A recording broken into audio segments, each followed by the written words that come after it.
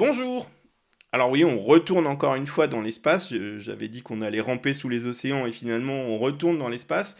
Mais oui, c'était quand même intéressant de voir effectivement en quoi le bailliage de satellites et les constellations de satellites qu'on est en train de lancer, et notamment celle de Starlink, fournissent un relais potentiel en cas de problématique sur les infrastructures de fibre optique qui passent sous nos océans. Jingle!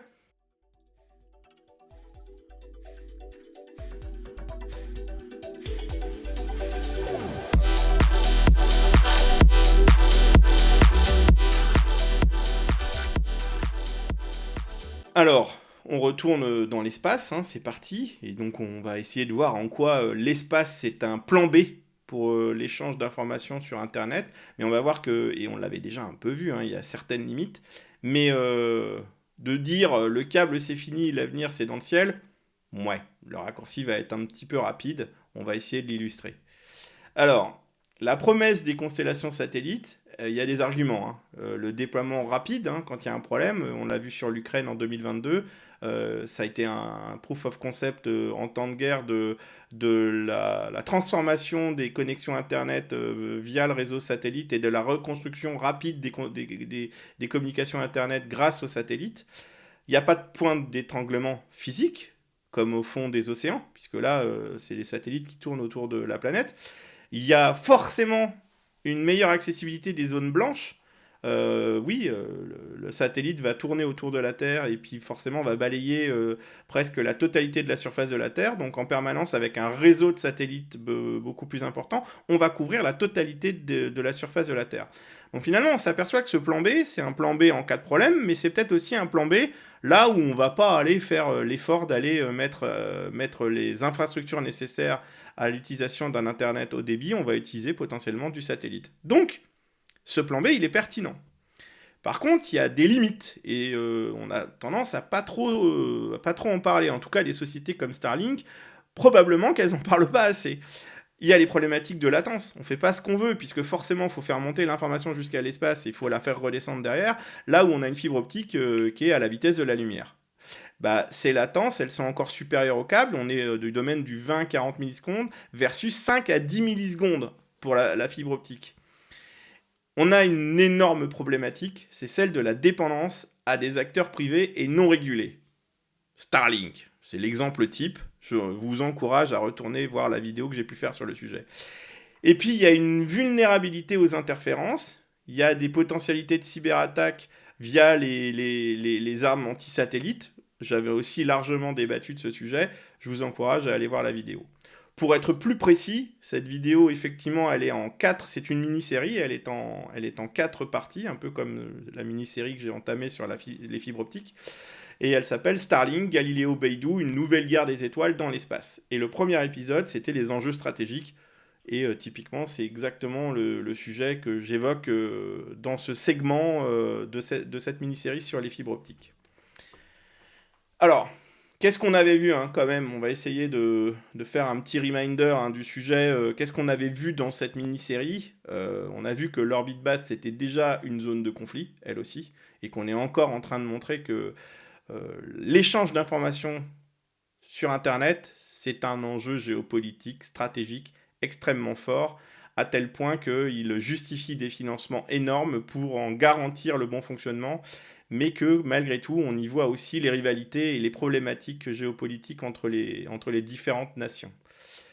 Euh, ce que j'avais souligné, c'est la multiplication des satellites. Le risque global, on voyait un Starlink qui était omniprésent avec déjà plus de 10 000 satellites et puis avec des objectifs au-delà de 42 000, avec des chiffres cibles, je crois même oui, effectivement, c'est de l'ordre de 50 000.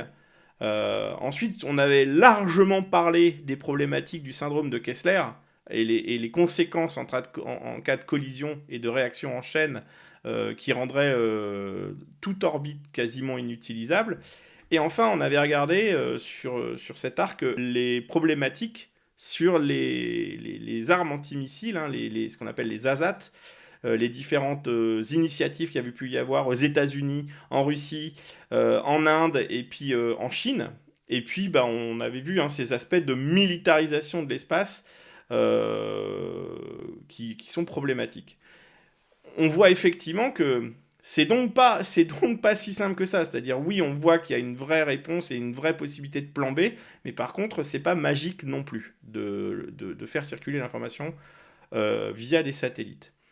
On avait aussi un petit peu traité des enjeux géopolitiques et de la volonté d'aller jusqu'aux data centers orbitaux et de savoir qui c'est qui contrôlait les orbites, que ceux qui contrôlent les orbites contrôlent les données et qu'il y avait trois tensions majeures. Les enjeux de souveraineté juridique. Un data center en orbite, il est soumis à quelle loi? Droit américain si c'est lancé Persique, droit du pavillon du satellite. Il y a un vide juridique, on a vu qu'il y avait des problématiques juridiques et c'est peut-être intentionnel. Ensuite, il y a cette problématique de la dépendance aux lanceurs.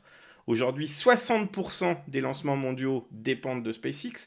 On espère que Ariane Espace va monter et que d'autres initiatives dans d'autres pays vont monter pour créer une alternative et une concurrence sur ce périmètre. Mais derrière, c'est une entreprise, un homme, pas forcément le plus rassurant des hommes, et puis il n'y a aucun contre-pouvoir qui est réellement un contre-pouvoir démocratique derrière tout ça. Et enfin, on a vu qu'il y avait une vraie problématique de course aux orbites privilégiées, aller chercher les meilleures orbites pour pouvoir positionner son réseau, sa constellation. Et l'orbite basse, c'est une ressource qui est finie, qui n'est pas illimitée. Et il y a un petit peu un syndrome du premier arrivé, premier servi. Et puis les pays en développement vont forcément être de facto exclus de l'équation. Et ils vont être obligés de consommer aux conditions de ces corporates, de ces grosses corporations, les services qu'elles leur fournissent.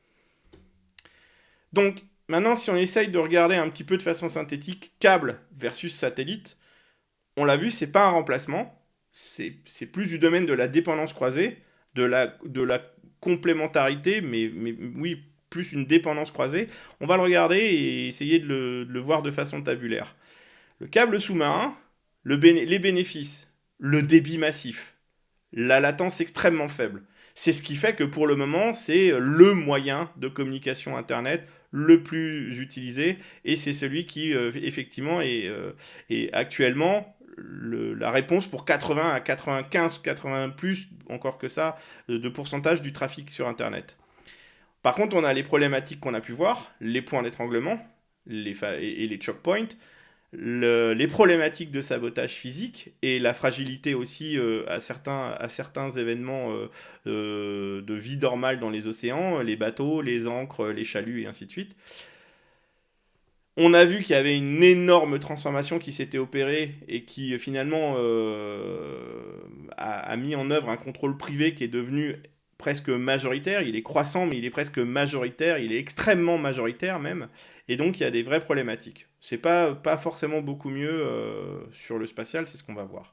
Si maintenant on regarde ce qui se passe sur les orbites basses, ce qu'on appelle les Lower Earth Orbit, au niveau des satellites, ce qui est super intéressant, c'est la couverture globale et le fait qu'il n'y a plus de zone blanche.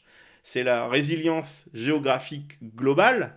Mais par contre, on a vu que c'est vulnérable aux attaques ASAT et aux attaques cyber. C'est encore une fois un énorme problème, comme pour les câbles sous-marins, de monopole privé avec des sociétés actuellement une société comme Starlink. Et puis on a vu qu'il y avait des problématiques de vide juridique sur le traitement du droit orbital qui sont pas encore résolus et qui sont pas prêts d'être résolus. Donc la résilience d'Internet, pour faire simple, elle dépend des deux. On a besoin de ces câbles sous-marins, on a besoin de ces satellites, mais par contre, les deux sont menacés, les deux sont extrêmement privatisés, et les deux sont devenus des enjeux militaires de premier ordre. Puisque forcément, maintenant, on est dans un monde où la guerre numérique est aussi importante que la guerre physique. Alors j'en reste là pour cette troisième vidéo, et puis on va essayer dans la prochaine de regarder ce que nous on peut faire individuellement, collectivement, comment on peut déjà se sensibiliser à cette problématique. Et finalement, c'est encore une fois l'objectif de cette mini-série, d'essayer d'apporter une vision un peu pragmatique à toutes ces problématiques et faire comprendre les enjeux dans lesquels nous vivons et les problématiques que ça peut poser. Au revoir.